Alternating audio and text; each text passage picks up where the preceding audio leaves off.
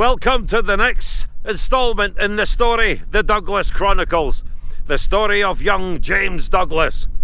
Behind me, the extremely steep ravines of what is called the Devil's Beef Tub, so named and famous for storing stolen cattle. Young Bishop Lamberton had just sent James to seek out Robert the Bruce, that heard the game-changing news that Bruce had murdered his rival, John the Red Comyn, and he was making his bid for the throne. Bruce was coming up through Annandale on his way with a large party to be enthroned at Scone, and Douglas met him near here at a place called Arixton, or modern-day Erixton. Douglas swears his loyalty here, and it would be the beginning of a phenomenal relationship of loyalty, of trials, of tribulations, and of an undying brotherhood that the two would have for each other.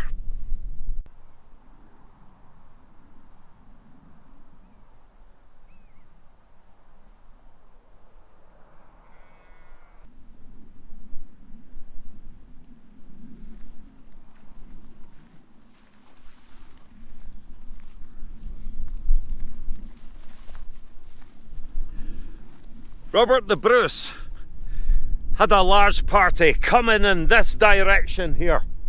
Now, he had scouts ahead, and his scouts reported back to him that there were riders ahead. And there was one dark, olive-skinned young man who came riding towards them. And this was young James Douglas. So happy he would have been to see Bruce, who took him and led him to safety from Castle Dangerous the last time they met, before young James had taken himself off to France, off to Paris. But this would be the beginning of a great friendship, but this was a turbulent time. These times were deeply uncertain, and Robert Bruce had asked, demanded, King Edward, of course, would have been raging at this whole thing, but Bruce demanded that he be recognised as King of Scots, and he was then ordered to return all castles that he had seized, everything, and subject himself to Edward. Bruce said he would defend himself with the longest stick that he had. And so from here, the die was cast. There was no going back. James Douglas joined his party, and they made themselves off to Scone, the crowning place of the Kings of Scots. The backdrop to all of this is extremely interesting, because we know that since 1304, that's the year of the Siege of Stirling, that Robert Bruce and Bishop William Lamberton took themselves off in secret to Cambus Abbey, and there they made a pact. So that pact was already well in the planning, and Bishop Robert Wishart would have known about it also. Young James Douglas more than likely would have been much privy to all of this news that Lamberton had in his close contact with Robert the Bruce. After murdering Comyn, Bruce goes to Glasgow, he seeks out Robert Wishart, and he is absolved of the murder, of the crime. Now this to me hints at deep planning, and the wheels are now churning. They are now in progress. To me, this was not a random hit, but all part of a grander plan involving a lot more than Robert Bruce, but involving the Scottish Church, which had to remain an entity free of England. That was its sole purpose. Things had to happen, and they had to happen quickly. Edward would not be long in responding, and in fact, he had made Lieutenant of Scotland Aymer de Valence, and he had told him to unfurl the dragon. No quarter, no mercy could be expected from anyone concerned or supporting the Bruces in any way. Beyond is the direction when Douglas and his men joined the party on their way to Scone. That would see their life take a completely different route. I don't think that Douglas would have been told merely to fall in. That young man would have had many questions for Robert the Bruce concerning his father, his land, who inherited it, what Bruce's plans were, and what was going to happen from here on in. So I would imagine, at least for the next couple of hours, Bruce and Douglas had much to talk about and discuss. They had set a path for themselves they couldn't go back on. It was a long ride to Perth, and there was no time for lengthy rests. Lamberton had to come from Berwick. Wishart had to come from Glasgow. Of the nobles that were summoned to attend, Bruce's womenfolk. But the coronation at Scone had to happen, and happen soon. I get the feeling that James Douglas was an adventurous man by nature, that he had adventure in his heart and in his soul, and he would certainly find that with the way the political winds in Scotland were blowing. The most powerful family in Scotland, the Commons, closely linked to the Balliols, were now, if they were not before his enemies, even more so now, he'd taken out one of their prime family members. Powerful supporters of the Commons, the MacDougals, and many, many more. Bruce, in making this bid now for the throne, had as many enemies in Scotland as he had in England. He would need all his wits. He would need all his intuition.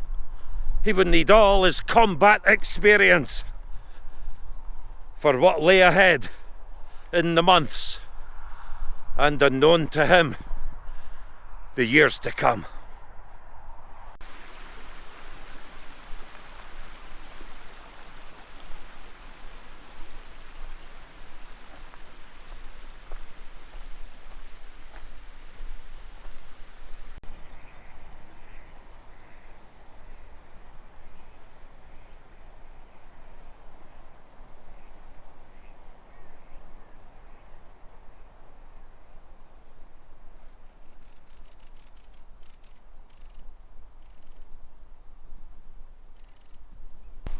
It must have been quite an experience for the young James Douglas in the company of Robert the Bruce, for in that company he would meet Bruce's brothers, the young Thomas Randolph. They would make their way here to Scone, the crowning place of Scottish kings, that be presided over by the bishops of Glasgow, Robert Wishart, and of course Lamberton of St Andrews. He would meet other knights here. They would camp around this place. This is Loch Tay. This is the longest river in Scotland that makes its way from the slopes of Ben Louis all the way to the North Sea. They would have been down here watering their horses, refreshing themselves, preparing themselves in what must have been a hurried affair to this great, legendary and historic place, the crowning place of Scottish kings.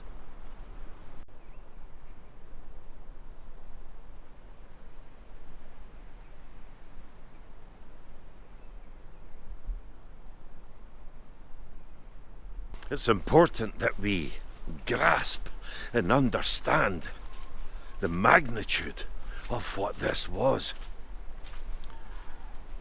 Bruce knew. Bruce was no fool, and he knew King Edward well enough that Edward would raise the dragon. This would evoke memories of the sack of Berwick 10 years earlier, still very fresh in the minds of those Scots, where Edward let his men run havoc through the streets of Berwick, causing great slaughter. Edward came up here to Scone. He sacked and burned the place. He took away any royal relics and muniments, as well as the Scottish historical records, in an effort to wipe them from memory. Even although he was very young, I don't think James Douglas was naive in any way. As I say, in picking his poison, in siding with Robert Bruce, he was in the company of other knights: Hugh de la Haye, David Barclay, Alexander Fraser, brother of Simon Fraser.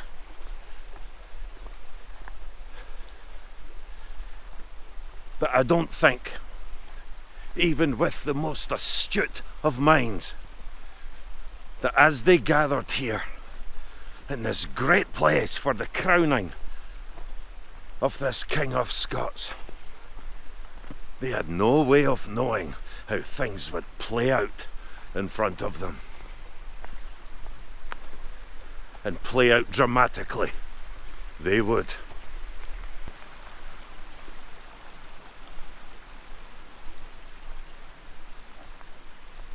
Not much remains of old Scone, the Scone that Edward I ransacked. But it's not completely gone.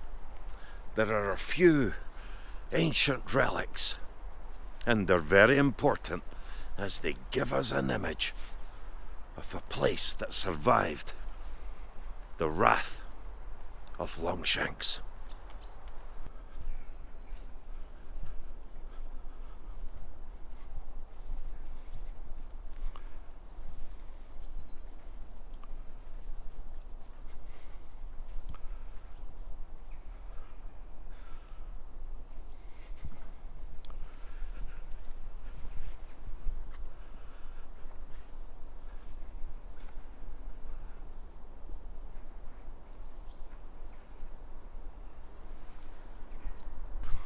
What we have here is the old market cross of Scone. Such a great example from that time, and it's changed little over the years, with the exception that it now has this iron support holding up this ancient stone.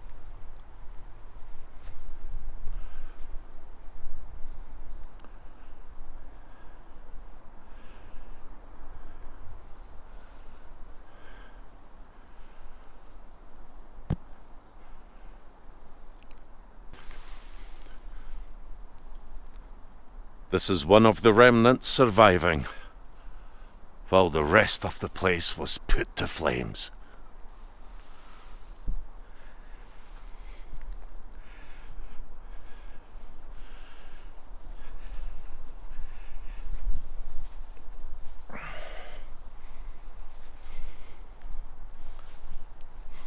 It's surreal to think that, in all likelihood, in my opinion, that Robert Bruce, his brothers, and the young James Douglas would have stood around here, touched this monument just as I have, and perhaps felt sorrow for the destruction of the old place, which played such a pivotal and historic role in crowning kings of Scots. The other remnant is in the old gateway just lying ahead. And it's not a fragmentary piece. I mean, it is in comparison to what would have stood here before. But it's amazing that we actually have this.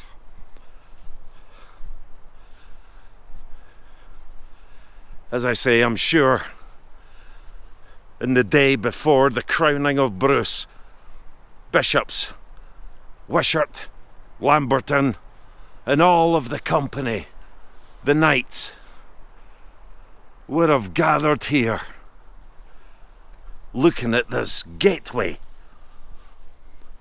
into old Scone.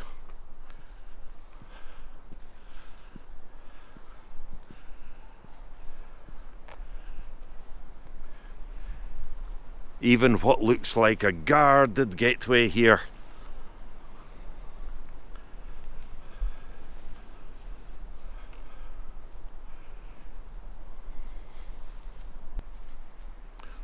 and from this other side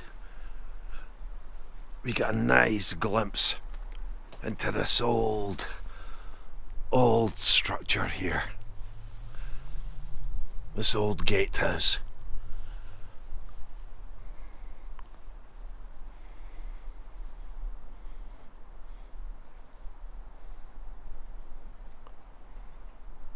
Of times long ago.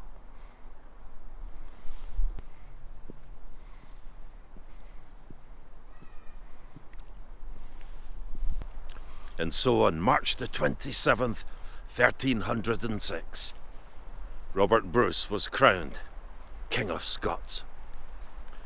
Notice that it's King of Scots and not King of Scotland, for there was a major difference from the King of Scots and the King of England. If the King of Scots failed the people, they had the right to remove him. And that is the major difference in kings.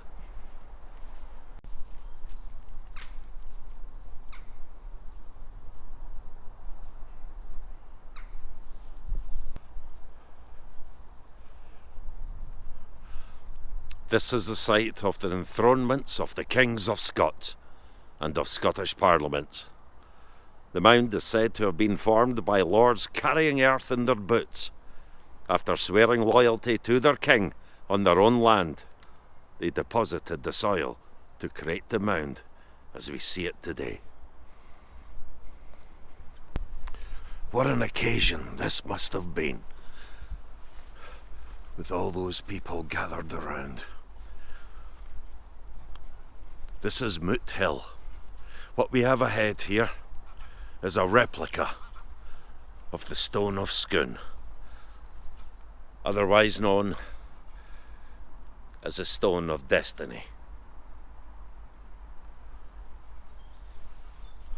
The Stone of Destiny, if you believe it was the original, was taken by King Edward I, and it lay beneath his feet in Westminster, in a sign of subjugating the Scots for many, many years before it was returned to Scotland.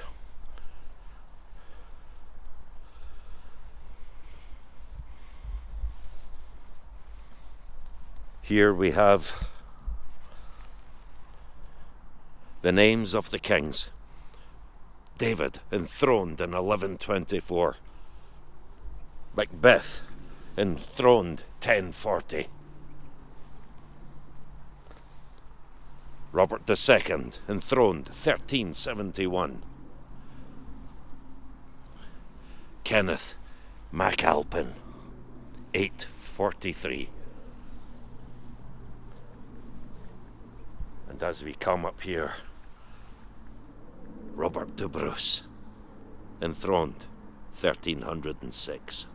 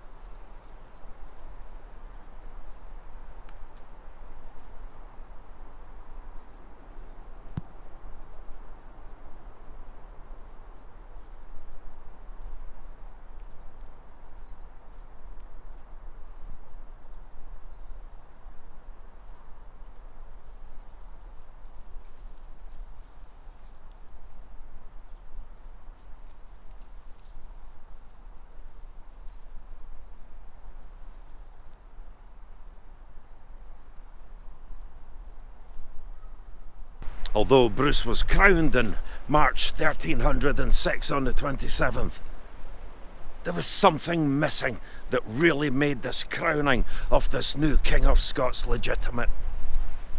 Although Edward had taken the Stone of Destiny, the royal crown, a circlet of gold had to be made. New robes he was furnished with, courtesy of Bishop Wishart. But one factor that made the whole thing legal was missing. It was the privilege of Duncan Macduff, the Earl of Fife, to place the crown on the head of Kings of Scots. And he wasn't here. But the matter was solved 2 days hence, when Isabella Macduff, who incidentally was married to a Coleman, came here and performed the ceremony. 2 days later, Bruce would be crowned twice.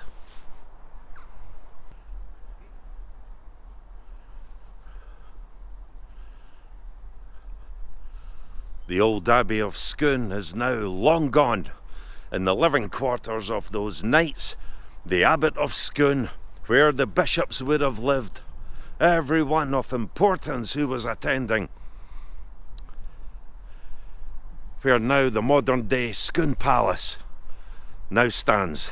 Incidentally, they do have a replica of the coronation chair in here, and it's well worth a visit to come here.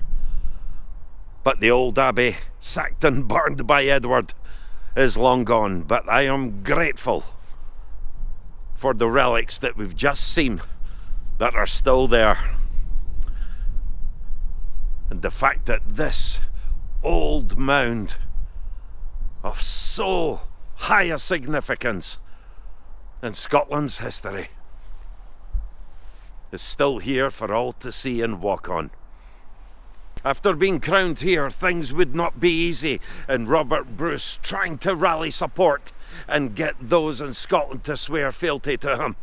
One example is Malise, Earl of Strathearn, who refused flatly to swear fealty of Robert the Bruce, even on pain of death and ravaging his lands. Robert Boyd, Bruce's follower, suggested that they cut his head off and burn his lands. He was prisoner at Inchmalcolm, and finally he relented.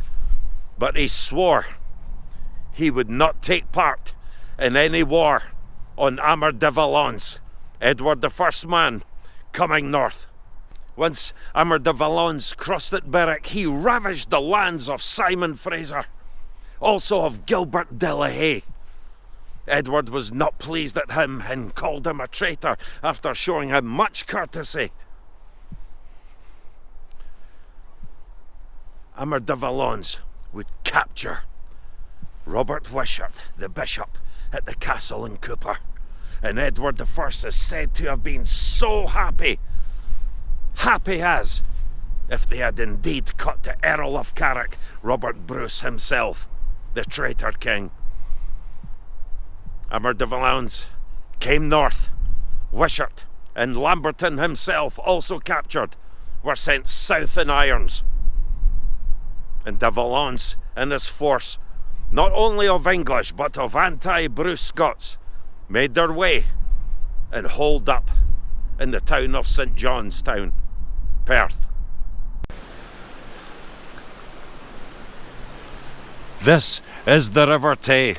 The River Tay is formidable. Look at the strength of the current going down here. It is long, it is wide, and it is deep. Beyond you, the ancient medieval city of Perth.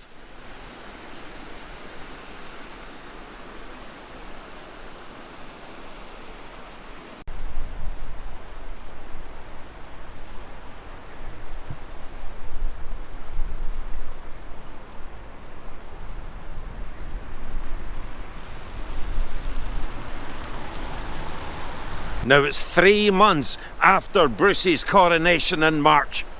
We're now in the month of June, and Aymer de Valence and his force are here at the walled city of Perth. Now, Edward I destroyed Perth in the year 1296, but he deemed it important enough to strengthen it and rebuild it.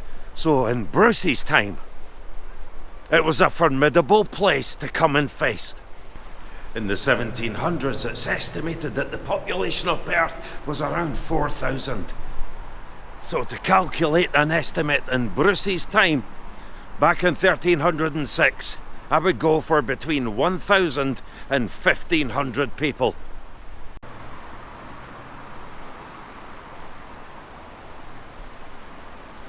Among de Valence's force were the anti-Bruces, who were also Scots, namely Robert de Mowbray, Ingram de Umfreville, Alexander Abernethy, David Brecon, all nobles who were siding with Edward I in trying to oust the rebellion of Robert the Bruce.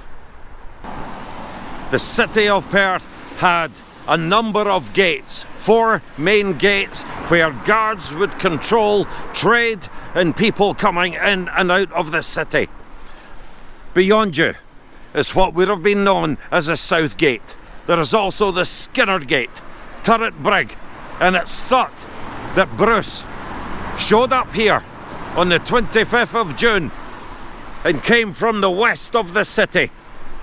As a typical medieval city, it had 2 long main streets aligned together with subsidiary streets going off each of them. Beyond you, into the skylight there, is the medieval Kirk of St John's. What we're approaching now is the South Gate, and we're going to take a look at the remnants that are left from that ancient medieval city of St Johnstown in Perth. You know, it's an amazing thing to see, but you must put your imagination to work. People think that too much modern development deprives us of what once was, but if we look hard enough, old memories and remnants of that city are still there.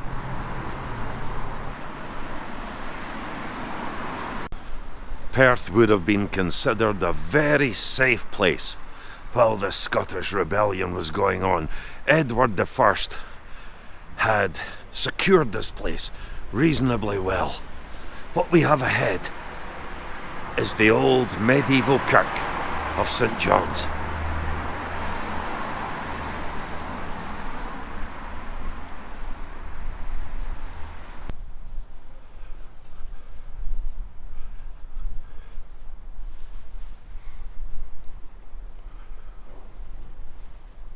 This place goes well back to medieval times, long before Robert the Bruce. So they would have known the early origins of this kirk.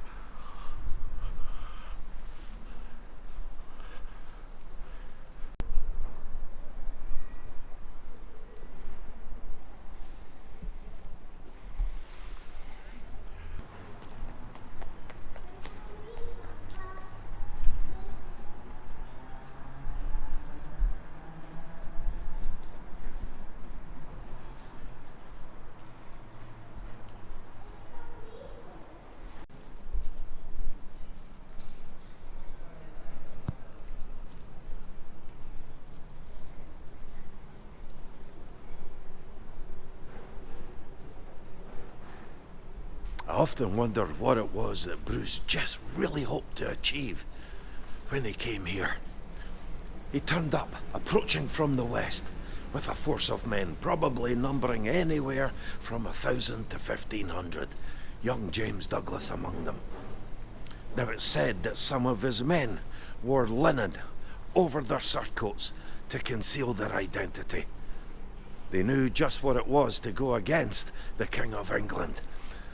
Especially when Edward had raised the dragon, they were well aware of that.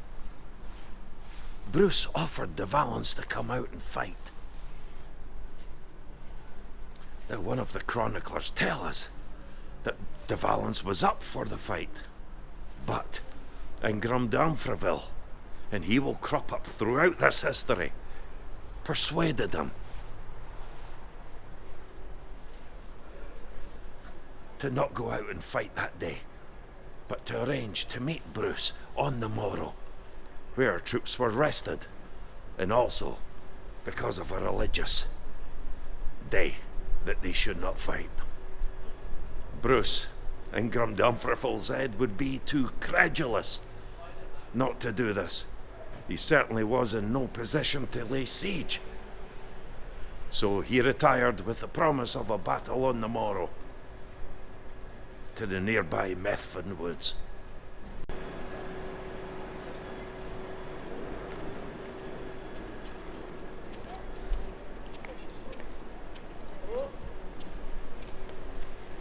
I love walking through these old streets, picturing it just as it might have been. Yes, there's a lot of modern development, but if you have a strong power of visualization, you can really get a good handle on what it would have been like.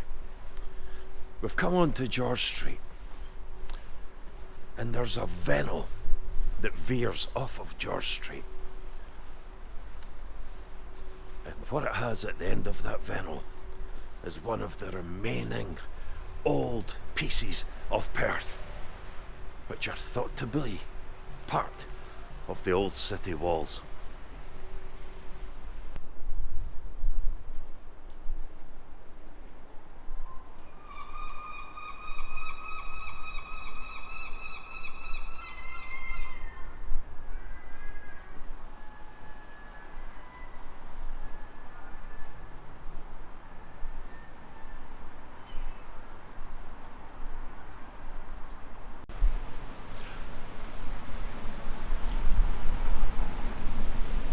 This part here is quite amazing, and as I say, there's not a lot there, but what is there is quite remarkable. Look at this. These green, ancient, moss-covered walls.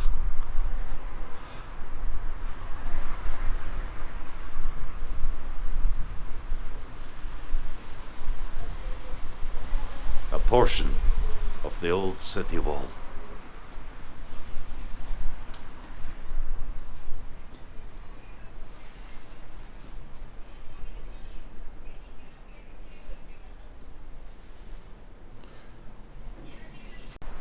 Quite an amazing part of history. Some of the historians debate whether this was part of the old walled city of Perth, but it's certainly ancient enough.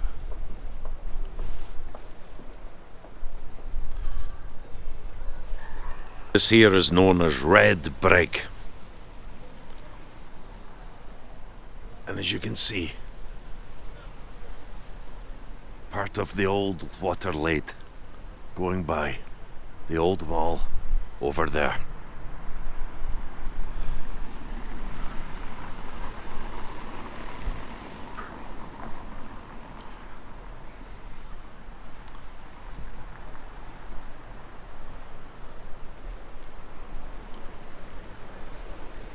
Here you can see the wall from the other side. I would think that most of the portions of the original wall would be much higher and unscalable while they were manned. Nevertheless, pretty amazing.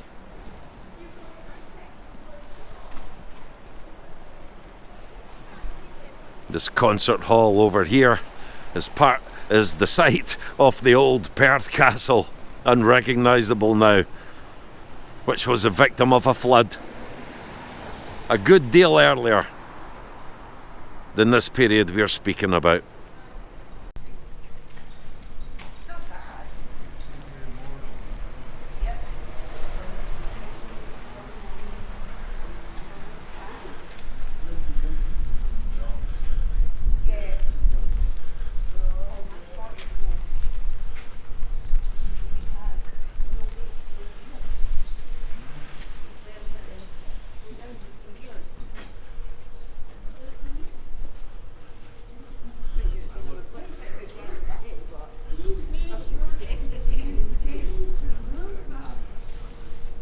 Bruce must have had a reasonable degree of confidence to come here with his men and challenge de Valence.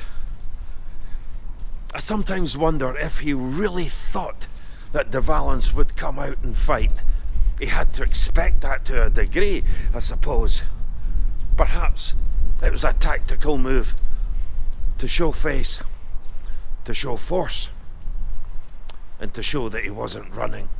Whatever the case may be, Bruce was certainly not an ignorant man, although he may well have been a chivalrous man. He knew these English knights very well, and the Scots who sided with them. So he did retire to Methven woods. One thing is for sure, that night, within this walled city, Aymer de Valence, Ingram d'Umfreville, and all those comrades would have been drawing up plans on what to do about Robert the Bruce. Perhaps those plans did not involve the expectations of Bruce and his army. The actions and the momentum was very much in the ascendancy for Aymer de Valence and his force at this point. They come over the border, they'd ravage and burn the lands of those would-be traitors. They came north. Now all that was left to do was carry out King Edward's orders and drive that final nail into the coffin of Robert the Bruce. Him and his.